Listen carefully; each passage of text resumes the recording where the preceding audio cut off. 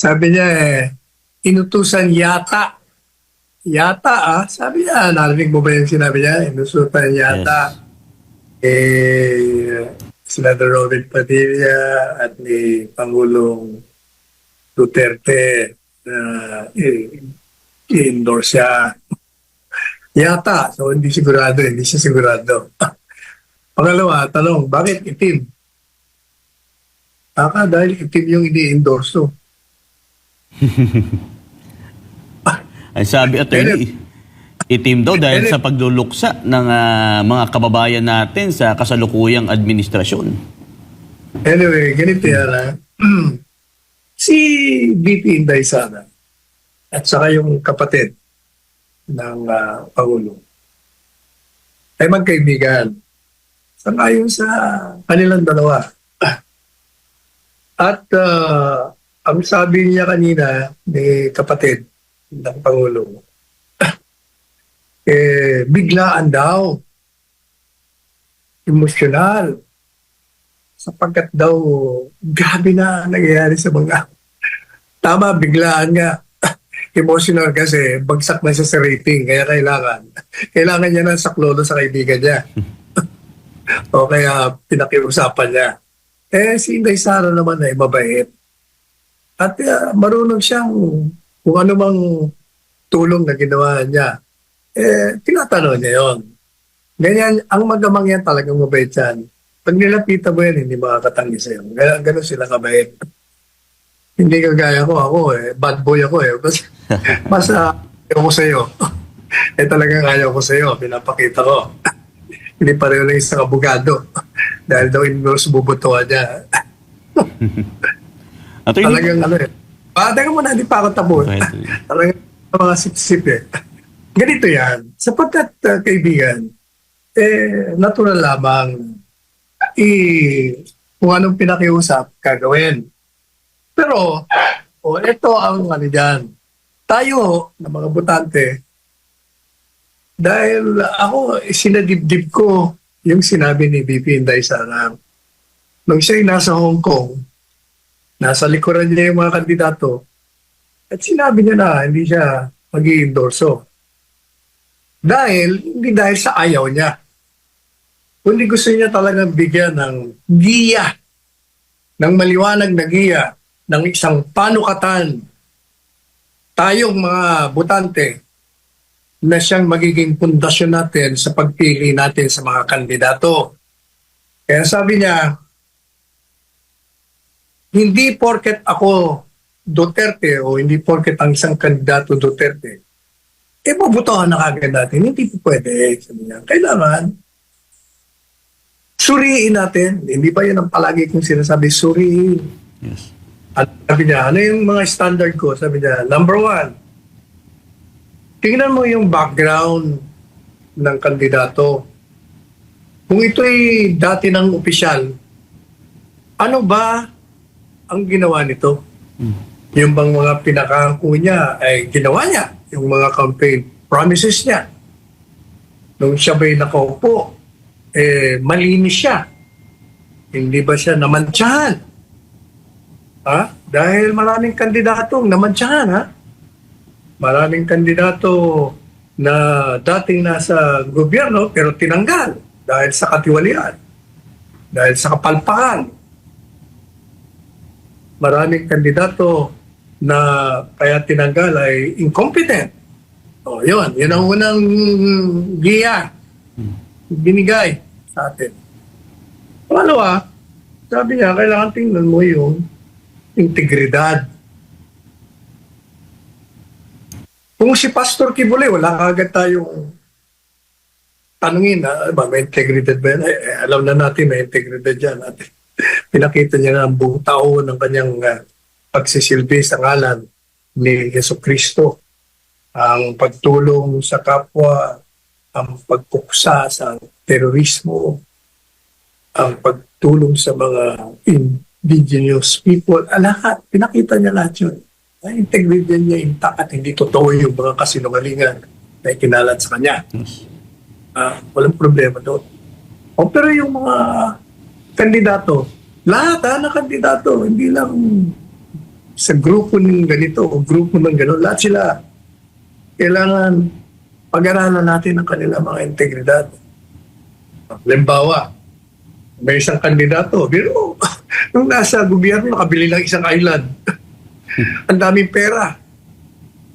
At nagulat nga ako nung sinabihan ako na meron daw gustong umutang. Umutang sa nila.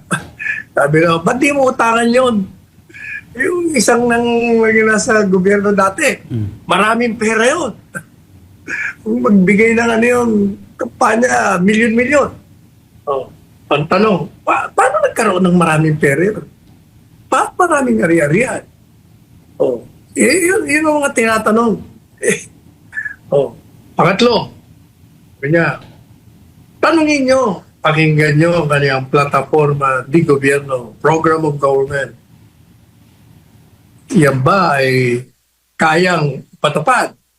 Practical ba yan? Makakatulong ba yan?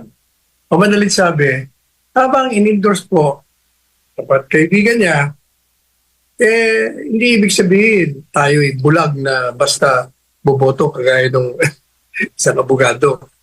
Tayo ay may mga pinag-aralan, tayo ay alam natin sa pamamagitan ng pagtatanong, pagre-research, pagbabalik sa kasaysayan ng mga taong kandidatong ito. Hindi po ba? Tingnan natin. Halimbawa, meron pa ako mga paglalarawan ng anong uring mga kandidato to. Mga dating senador yan, ha? At may mga senador na na tumatakbo. Kung maglarawan sila sa kanilang mga sarili, sila daw ay naninindigan. Kalaban nila ang mga illegal, irregular, lahat ng bagay ng mali. Pero tingnan nyo, tahimik po sila. Itong mga kandidatong ito, tahimik sa ginawang irregular na pag-aaresto, pagditining illegal, pagdukot at pagsuko sa isang mamamayang Pilipino na dati pang presidente ng Republika ng Pilipinas, na ang pagsuko niya ay pagsuko sa ating bansa, sovereignty. Hindi po ba? Tahimik! Anong ibig sabihin yan? Hindi nyo mapagkakatiwalaan yan. Ang sarili lamang nila ang iniisip nila. Hindi po ba? Mga abogado yan. Ha? Yung iba naman yan, mga dati pang nasa militar. Pero wala. Quiet. Sarado. Siniper ang mga bibig nila.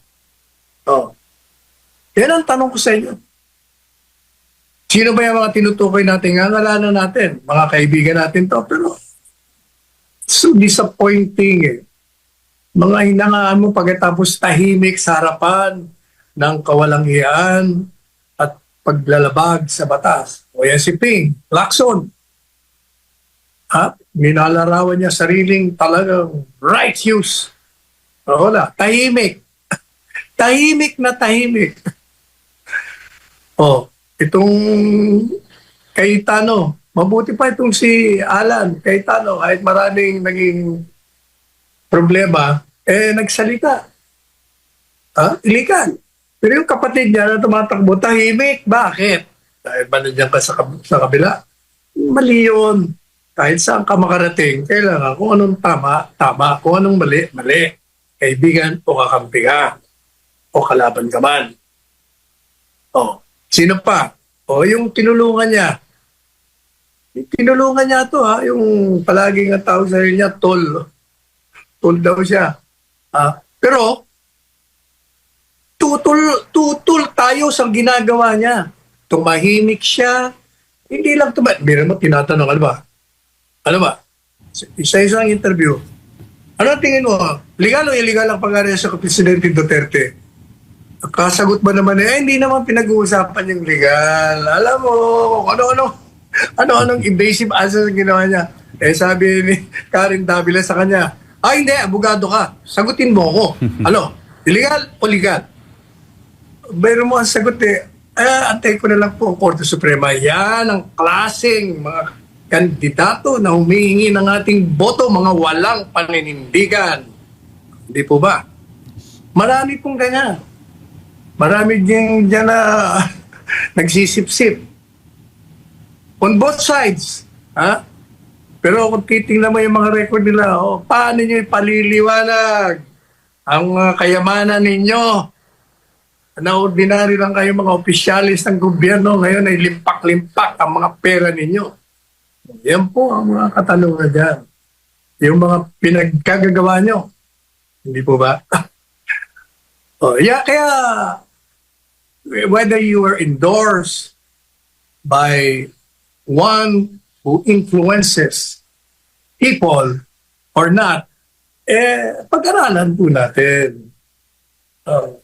Dahil meron talagang mga tao hindi makatanggi, mababait yan, sila Senator Robin Padilla. Kasi alam nila na kahit in-endorse ko yan, kung sa tingin niya naman talagang hindi dapat botohan yan, ibubotohan yan. Kaya ganyan naman sila. So yan ang ating stand o position dyan. Kaya basta ako, hindi ko bobotohan niya si Ailey. At saka lahat ng mga kandidato ayaw ko at sinuri ko na. Tinimbang ko na sila eh.